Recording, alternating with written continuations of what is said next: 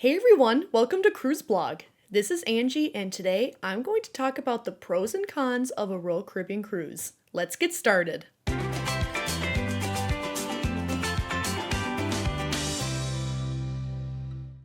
During the initial planning phase of your cruise, you're going to have to decide what cruise line is best for you.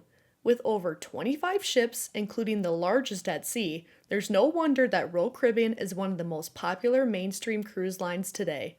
Their smallest Vision-class ships sail to unique destinations across the world, whereas their massive Oasis and Icon Class vessels are destinations in and of themselves. If you have yet to step foot on a Royal Caribbean ship, you might be wondering what the pros and cons of the cruise line are. While they certainly have a loyal following, that doesn't mean they're the right fit for everyone. Pro: they have the largest cruise ships in the world. If you know anything about Royal Caribbean, it's probably that they are the masterminds behind the largest ships at sea. They are one step above the rest, even before Oasis and Icon Class ships.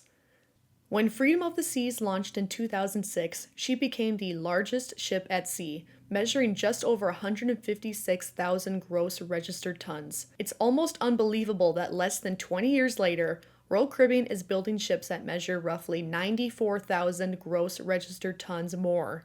If you want ultimate bragging rights so you can say, "I sailed on the largest cruise ship in the world," Royal Caribbean is the cruise line for you. Con: Royal Caribbean hasn't updated its oldest ships to the extent that other cruise lines have.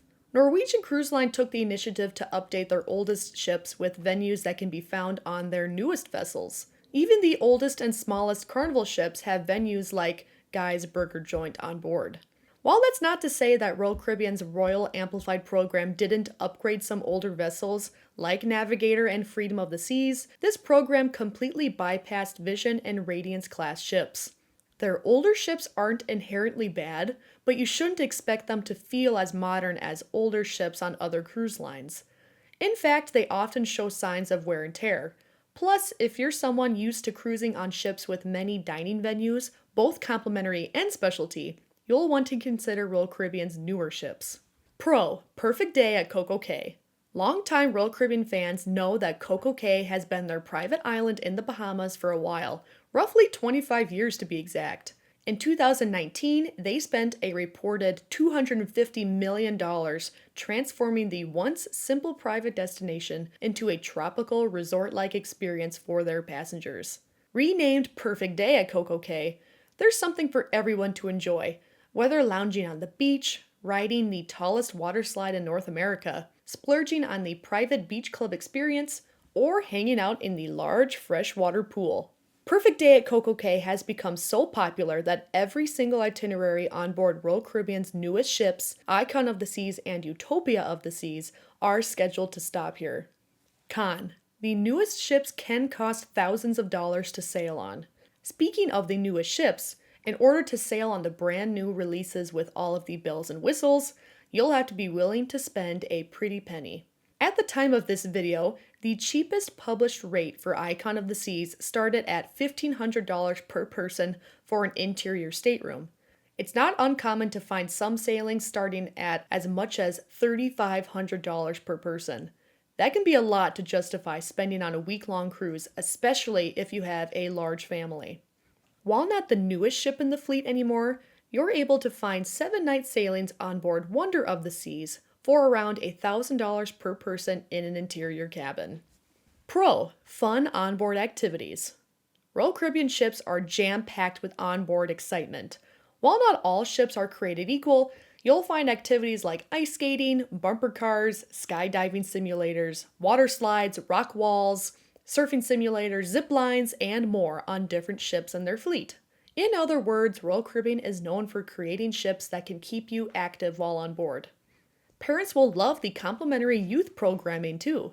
Even though family vacations are about creating memories together, there's nothing wrong with having some time apart. While the kids are having a blast at Adventure Ocean, you can relax by the pool with a drink in hand. Con: Royal Caribbean is not an all-inclusive cruise line. While Royal Caribbean's base fares do include a lot, there are various cruise add-ons that you might be enticed to purchase to enhance your vacation, such as drink and Wi-Fi packages, shore excursions, specialty dining, and more. These can end up costing you hundreds, if not thousands of dollars more, so it's important to appropriately budget for your cruise. A Royal Caribbean drink package, for instance, can cost as much as $80 per person per day. If you're going on a 7-night cruise, it's easy to spend another $500 per person on drink packages alone. Similarly, Wi-Fi tends to start around $20 per person per day. If everyone in your party of 4 wants to stay connected, that's another $560 you'll have to work into your budget. There are, however, ways to save on Royal Caribbean extras. You'll just need to frequently check the online cruise planner, as this is where you'll find sales. Pro, you get to visit multiple destinations during a single trip. One of the biggest advantages of taking a cruise vacation is being able to visit multiple different places during a single trip with ease. While it's possible to hop from Rome to Barcelona, you'll have to repack your luggage and board an airplane. Royal Caribbean sails all over the world, so it's easy to find an itinerary that meets your desires. While obviously they're known for their Caribbean cruises, you can also find ships sailing to Alaska, Canada and New England, Europe, Asia, Australia, New Zealand, Bermuda, and more. Within each destination, there are also numerous itineraries offered. Even if you've been to the Western Caribbean before, you will find Royal Caribbean sailings to the Eastern and Southern Caribbean. Similarly, Northern Europe is vastly different from the Greek Isles. Regardless of what you select, you will be able to cross a couple of different places off your bucket list. Con, your time in each port is limited. Just as the ability to visit different places is a major advantage of cruises, it's also one of the largest disadvantages, as you will only have a limited time to explore each place. If cultural immersion is something that you seek, you won't find it on a cruise, at least not to the same extent as you would during a land-based trip. Most cruises tend to remain in port for around 8 hours, sometimes even less. There's only so much you can see during this time frame, so you will likely have to plan another trip back if you want to explore everything that a certain place has to offer.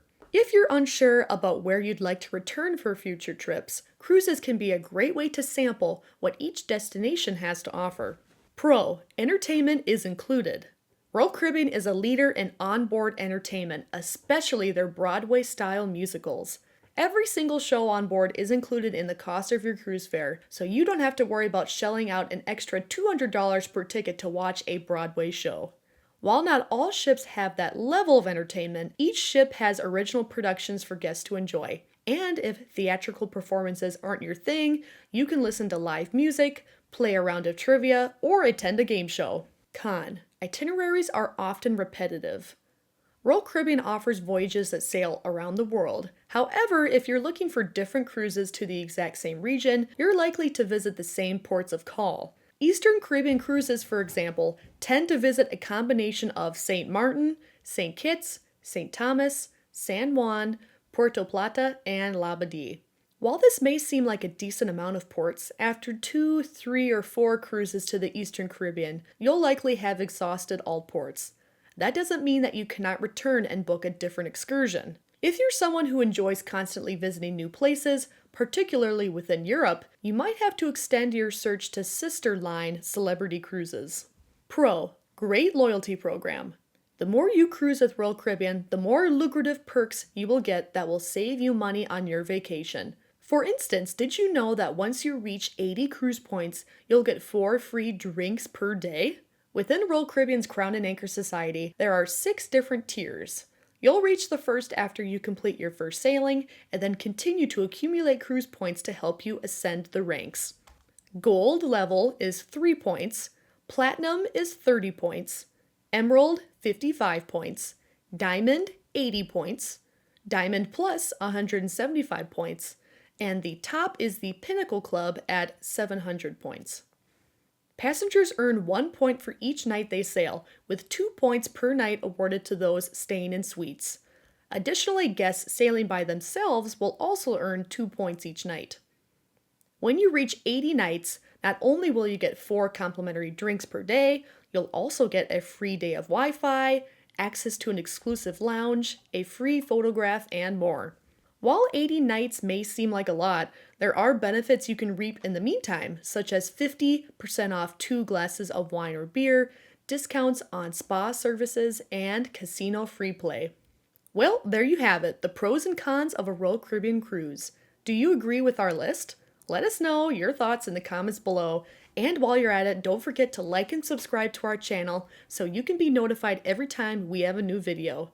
Be sure to visit Cruise Blog for more cruise tips and advice.